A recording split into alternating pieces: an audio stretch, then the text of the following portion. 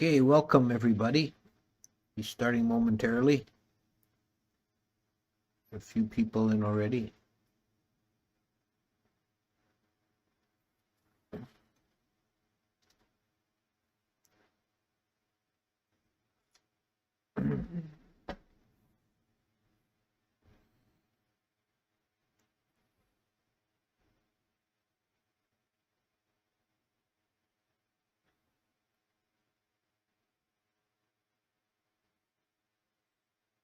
Video looks a little glitchy.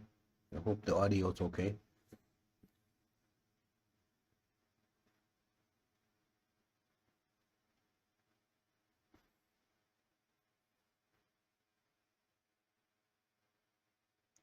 Namo tassa bhagavato arahato sama sambuddhassa. Namo tassa bhagavato arahato sama sambuddhassa. Namo tassa bhagavato arahato sama sambuddhassa.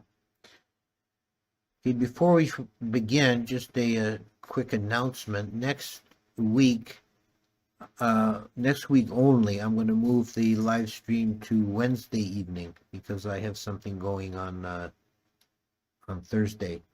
So rather than skip altogether, we'll have it'll come. I'll have that date marked on the announcement when it comes out anyway. But just so you know. Okay, so this week we're continuing on with our survey of the Visuddhimagga. And we're up to the chapter on what's called the Six Recollections. And that's chapter 7. Recollections is Yanamoli's choice to translate the Pali Anusati. You may have encountered this word in a different context in the Satipatthana Sutta, where the four Satipatthanas are called Anusati. There's Kayanusati, Vedanusati, etc. In this particular context, these are 6 meditations that are different from what we ordinarily think of as a meditation. Rather than recollection, I would prefer to call them contemplation. These are not strictly speaking samatha meditations like the meditation on the breath or on a kasina, but a disciplined use of the thinking faculty and of the imagination to contemplate specific aspects of Dhamma. So it's in the text itself, in the Visuddhimagga text, it specifies that these meditations cannot lead to jhana, but only to access concentration.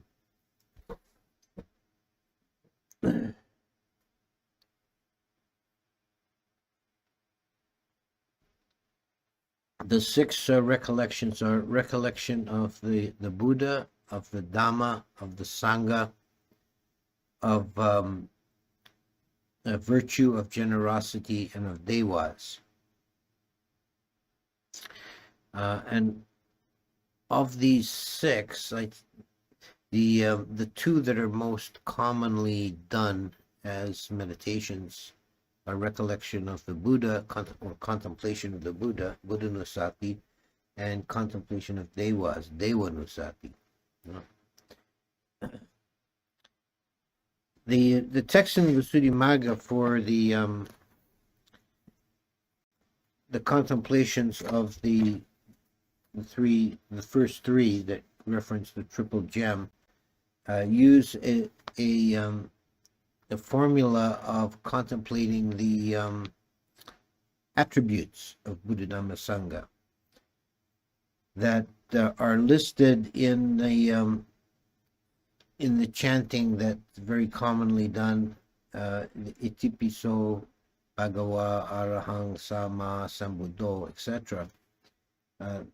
that's a homage to the triple gem that lists the various attributes of Buddha Dhamma Sangha, and the Sudimagga explains or expands upon these different attributes. In the course of doing that, there are a number, particularly in the section on the contemplation of the Buddha, which is the first one. There are a number of rather interesting digressions.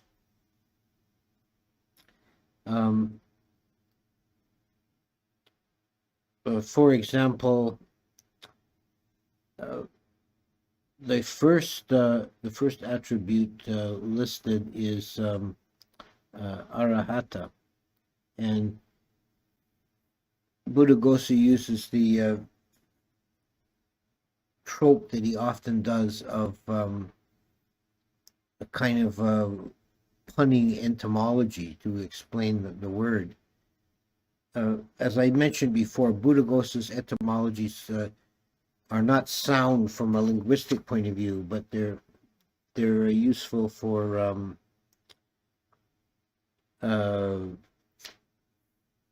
explaining the meaning of a word. For example, in this particular one, arahata, he has a verse: the spokes, which is ara in Pali, of rebirth's wheel have been destroyed, hata, with wisdom's weapon keen. By him, helper of the world, and so accomplished arahanta, he is called. So the destroyer of rebirth spokes. And then he uses this as a springboard to explain the wheel, rebirth's wheel, as being the wheel of the dependent origination. And he goes through the 12 factors of the dependent origination and references each one to the Four Noble Truths, which is another method or common theme you'll find in this book, is continually cross-referencing one set of teachings with another. So, for example, here, let's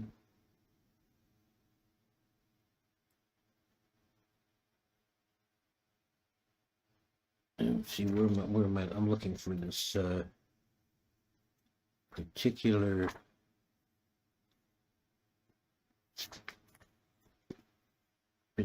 explanation. Yeah, I think it's here.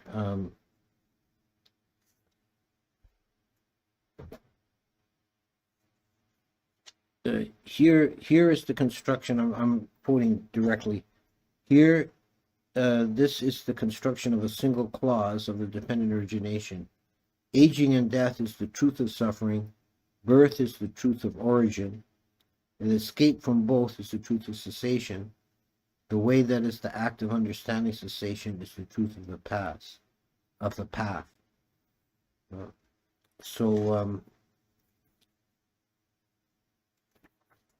This is something we find, in particularly the Four Noble Truths, that he'll often explain some other teaching in terms of the Four Noble Truths. There's also another digression in the factor loka vidu.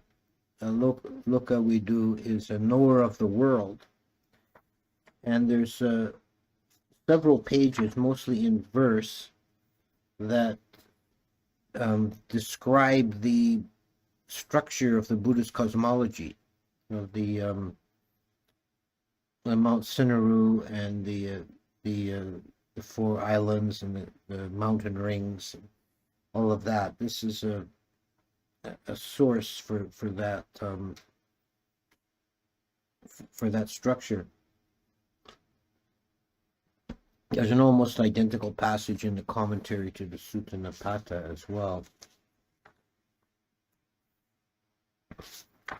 So if anyone is actually interested in pursuing Buddhanussati as a formal meditation, which I would recommend. It's a highly um, uh, illuminating and brightening the mind practice. It elevates consciousness by contemplating the various factors of Buddhahood. You can find on our website, arrowriver.ca, on the Dhamma section, you can find an essay I wrote on doing Buddhanussati, which you can pursue if you're interested. This is one of the 6 Anusatis that I think most lends itself to an actual formal practice. Recollection of the Dhamma is approached in much the same way, going through the various qualities of the Dhamma, such as well proclaimed,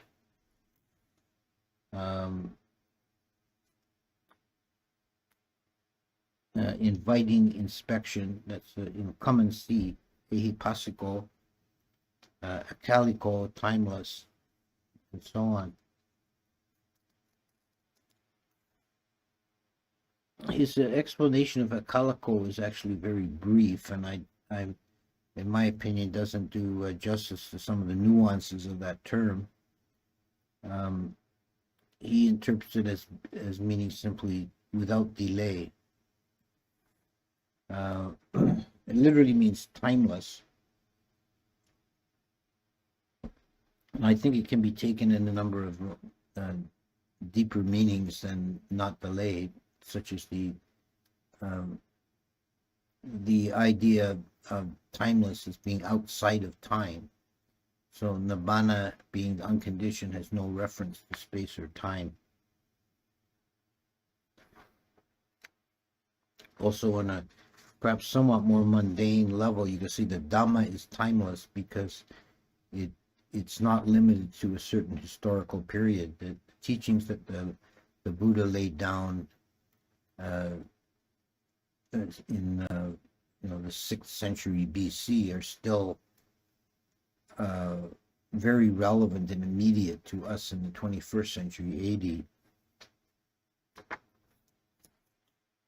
A recollection of the Sangha.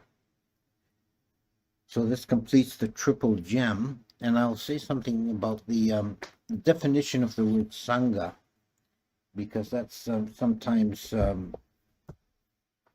has some different meanings depending, different precise meanings depending on context. The most broad use of the word Sangha, it just means a community. And for example, in modern Indian languages that are derived from Sanskrit, like Punjabi or Hindi, a word derived from Sangha can mean just a community or an association. And so you might have like the stamp collecting Sangha, bird watching Sangha, and so on. But in the Buddhist uses has a more technical use in that it can be taken really one of two ways depending on context. A Sangha can mean the ordained Sangha, that is the order of monks and nuns. This is the exoteric or obvious or visible Sangha. But there's also the invisible Sangha, or the esoteric Sangha, that is the 4 stages of enlightenment, whether lay or ordained, someone who's a Sotapanna, Sakadagami, Anagami, Arahant. And this is the Araya Sangha, the noble Sangha. And it's the noble Sangha that is particularly meant in this contemplation and in the formula of the triple gem. It's not the ordained Sangha. Outside of those meanings, you'll often hear modern Buddhists use Sangha in a loose way just to mean a community of Buddhists, people that attend your same temple or your sitting group. You think of them as your Sangha. I know some purists object to that usage, but it's actually not entirely unsupported, because there is also the formula of what is called the Fourfold Sangha that the Buddha references in a number of occasions. And the Fourfold Sangha references the bhikkhus, the bhikkhunis, the laymen, and the laywomen. He calls that the Fourfold Sangha. Okay, so those are the three Anusatis dealing with the triple gem.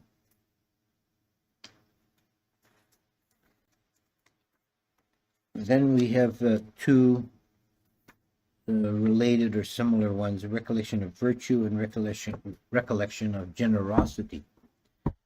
Now, Buddhaghosa includes these in this list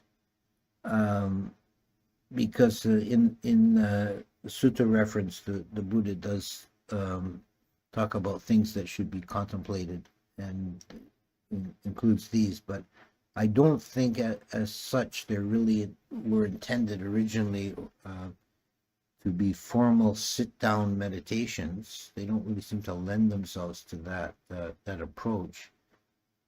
But it's something that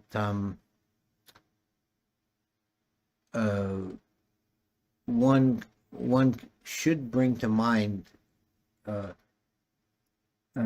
fairly often. We have a tendency to remember or bring to mind our failures and our wrongdoings, and be critical of ourselves. And while it's not a good practice to sweep that our mistakes under the rug, and but to learn from them, it's not skillful to dwell on them and be obsess over them. It's more encouraging to the mind to remember your virtues and your acts of generosity, to bring them forward, and to remember the good in your life and in your actions, in your interactions. This is particularly important if you're approaching death. It's where your mind dwells close to the end. It will have a strong influence on your rebirth destination. And if you're dwelling on some bad karma you've made in your long gone youth, then that's going to influence the mind at the moment of death, rather than bringing forward the generosity and the goodness that you've done.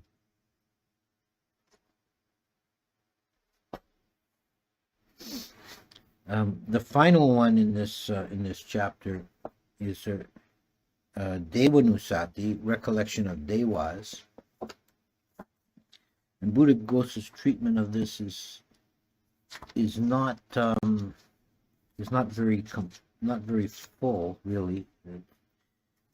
He assumes that you already know the basic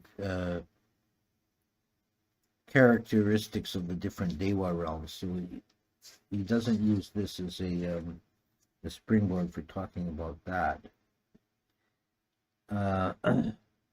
But he just lists them by name, and the relationship to this, to the contemplations of virtue and generosity, is made clear in that he brings forth the contemplation. These devas were reborn into such splendor because of their virtue and generosity.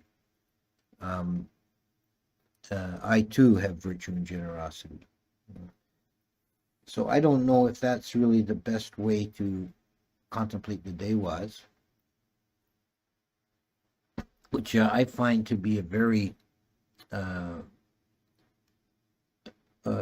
powerful meditation for brightening the mind and elevating consciousness.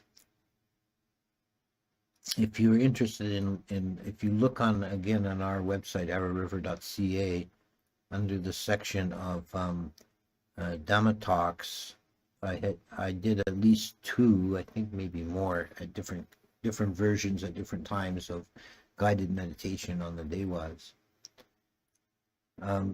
It's to really do this meditation, it requires a certain amount of knowledge of the different dewa realms and their characteristics, and you visualize each realm in turn, going up the scale, which brings your consciousness into resonance with a higher frequency, let's say, being an imaginative visualization of what it would be like to be in the dewa realm.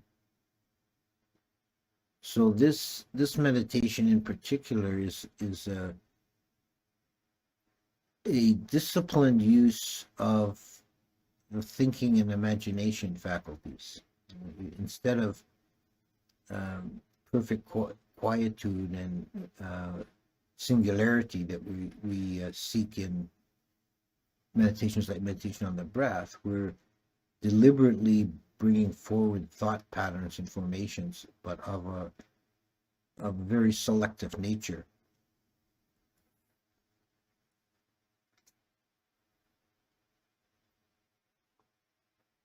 Which is in itself another way of training and disciplining the mind. It's a very useful practice.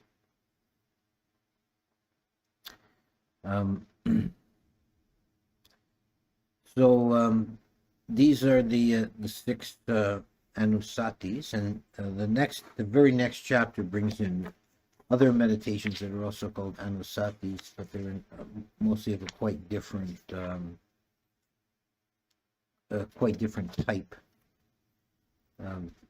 Most of them are contemplations, but he also includes anapanasati in that section. I think I'll do that as a separate talk, because I think it's quite important to bring forward the Sudimagga teachings on anapanasati, and I'd like to compare them to the Vimuctimagga version.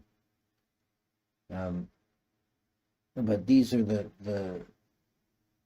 these 6 are the classic anusati, or contemplations. And in summary, the 2 that are probably most conducive to doing as a formal exercise are contemplation of Buddha and contemplation of dewas. So I'll stop there, and we'll go for questions and answers now. Let's see. There's a question. Thank you for cosmology talk. Would Krishna fit into any realm?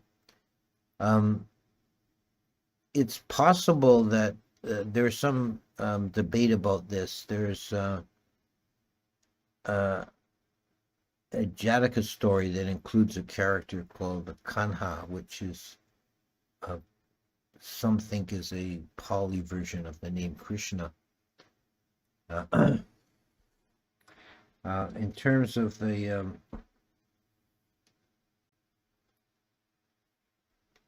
cosmologies, I understand that, if I understand the Hindu structure, Krishna is an avatar of Vishnu, and I think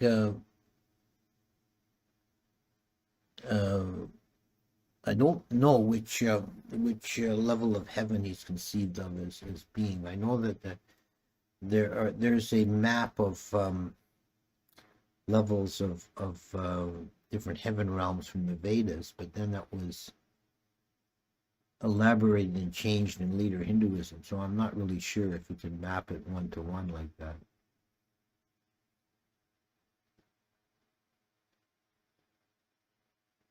Oh, dear Ajahn, last week the video cut off just as you said the name of your cat. Okay, his name is Morko, Morko.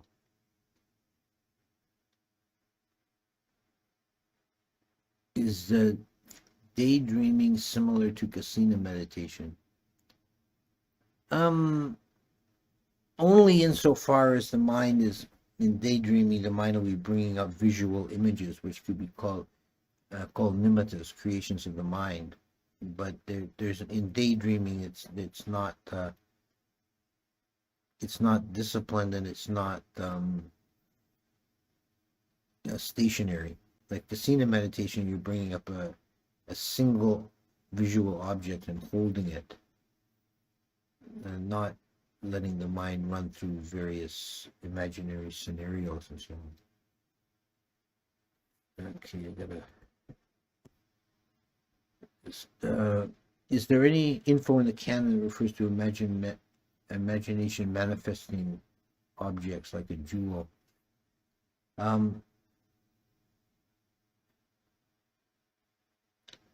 Not as such. There is not a jewel, I would say, but there is stories about the Buddha and some of the other advanced arahants like Moggallana being able to manifest objects. Like the Buddha makes, in one case, he makes flying chariots to carry a group of monks somewhere. And the Buddha often manifests what's called a nimitta, which is like an illusory form, a body. For example, was teaching in Tawatingsa heaven, and every day he would go down to earth for alms round, but the teaching was 24/7, just continued on, because he left the nimitta Buddha in his place to carry on with the teaching.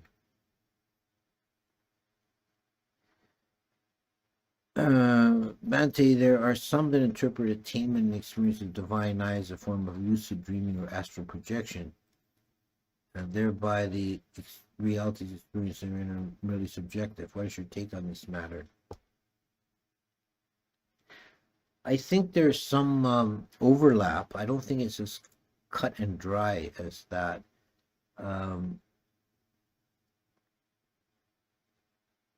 The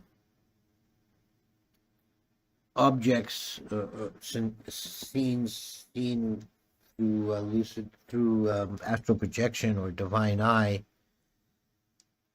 are an interplay between some external object and perception of the person, but the same can be said of our daily experience. It may be that the experiences of one using psychic powers like that is more fluid, is not as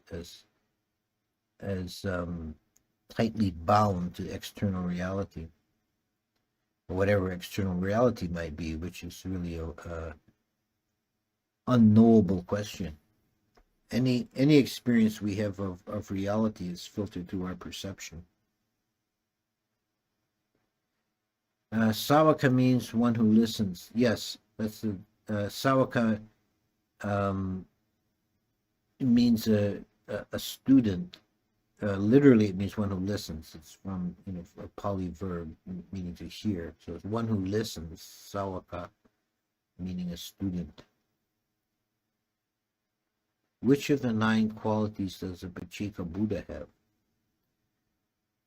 That's a good question. I don't know if there's a rigorous answer anywhere to that. I would say the Pacceka Buddha would have most of those qualities, except the ones relating to teaching, teacher of gods and humans, for example, because the Pacceka Buddha doesn't teach, but he is Arahant, he is Bhagawa. So I would think that most of them would apply.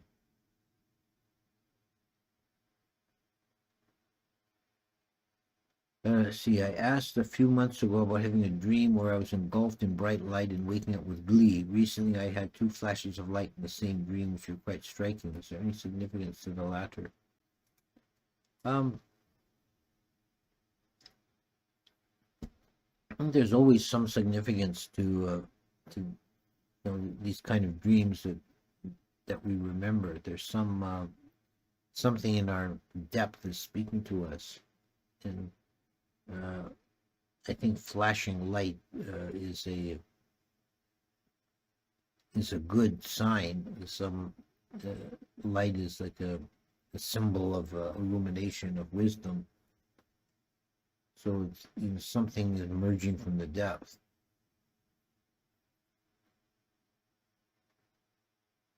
How do you reconcile the existence of things like dinosaur fossils, not mentioned by the Buddha? Well, I wouldn't go looking for scientific accuracy in the Pali Canon and the commentaries. We're talking about a period of time when they didn't have a knowledge of geology and paleontology, and it's asking too much. It's an area of knowledge that has no bearing on the Dhamma anyway. In the suttas, I read passages that imply arahants may still be distressed by unpleasant feeling. For instance, the Buddha telling Angulimala to bear abuse, and then another where the Buddha stops his Dhamma talk to stretch his sore back. However, we read that arahants are incapable of being stressed by anything at all. How should I understand this matter? Well, first of all, in the case of the Buddha's stretching his back, the arahants and the Buddha are still subject to physical pain. And we see this in the example of the Buddha in his old age when he had back trouble. There's a number of references to that, but he wouldn't feel the mental suffering from it. And in the case of the Buddha telling Angulimala to bear abuse, I don't think that implies that Angulimala was feeling a mental anguish over the abuse, but he may have had some kind of a criticism of the people who abused him, and the Buddha was telling him just to bear it, forget it. Are you familiar with who Venerable Dhammawudo Mahatera was? The name is familiar, but I'm not connecting it. I don't remember Dhammawudo. I'm not sure. On the subject of light, have you seen a light around another monk or someone who aspires to be enlightened? Halo. Be like an aura. Well, I don't claim to be able to see auras. So. It is interesting, I think, on that topic that we find it's a very universal artistic convention, both in the East and the West. In Buddhist art from both from India and from China, you'll see arahants and other arahants and Buddhas and others considered to be spiritually advanced to be illustrated with a halo. And then we see the same thing in Christian art with saints and with Jesus and so on. Dhammawudo Mahatera's legacy was leaving recorded audiovisual of the 5 Nikayas in English, Hokkien, and Mandarin. Oh, that's impressive that he was able to do that. I didn't know that. Don't the commentaries explain the Buddha back pain is the remnant of some old karma? Yes. Yes, he had any physical complaint. Well, for anybody really, it's remnant of old karma. But then in the case of the Buddha, the commentaries give stories about particular events in many lifetimes past that left that karma.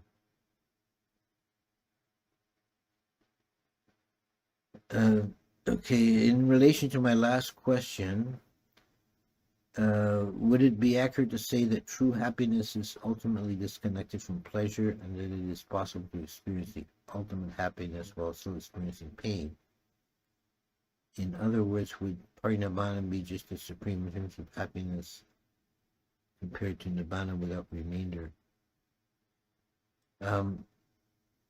Yeah, well, it is disconnected from what we ordinarily consider as pleasure. Um, uh, Parinibbana is when at the end of life, when the body is put aside, what for an ordinary person would be considered death is called parinibbana for a arhat, because it doesn't include any rebirth. It's a liberation from samsara. So there'd be no suffering at all, physical or mental, at that point. Recollection of the Buddha is my favorite meditation. I love the idea of being in the presence of the master. I find it comforting to think of the Buddha's power and wisdom. Good. That's good. Good you found that.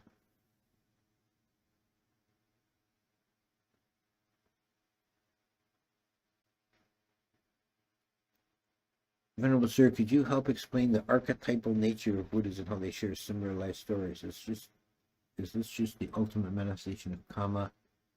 Or does this apply for anicca?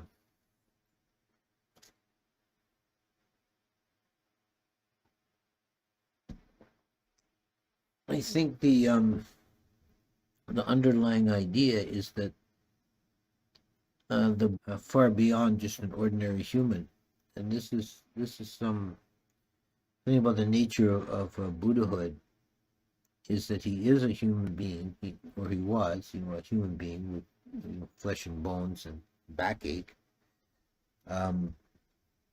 But he had attained something that put him in a different category of being. And it is an archetypal manifestation of ultimate wisdom. So when a Buddha comes into the world, they follow a similar script of a life story, because they're manifesting an archetype. There's something beyond the ordinary human condition.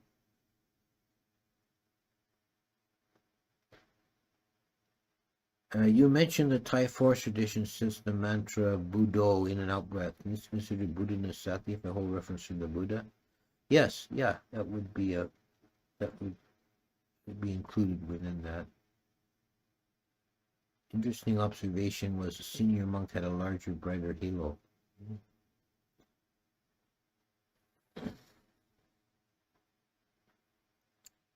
When I try to fall asleep, I cannot concentrate on the Buddha's quality, but thinking of Buddha mantra blocks out the sounds of night and comforts me, helps me sleep.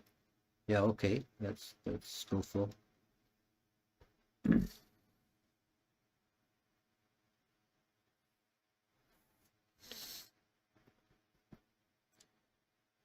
So we're getting, I think, close to wrapping it up. Next time we'll be doing chapter 8. If anyone is following along in the text and wants to read ahead, chapter 8 is other recollections as meditation subjects. It includes mindfulness of death, which is different, quite a different category from the corpse meditation we talked about earlier. It also includes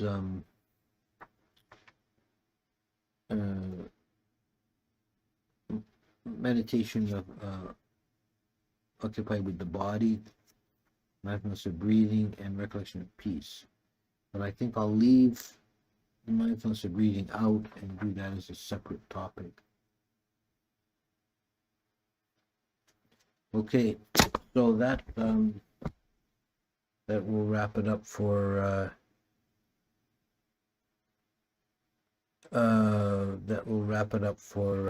for this session. And next, again, a reminder: next week only, just the one time, I want to change the date for the talk, and we'll do it on Wednesday evening. Okay.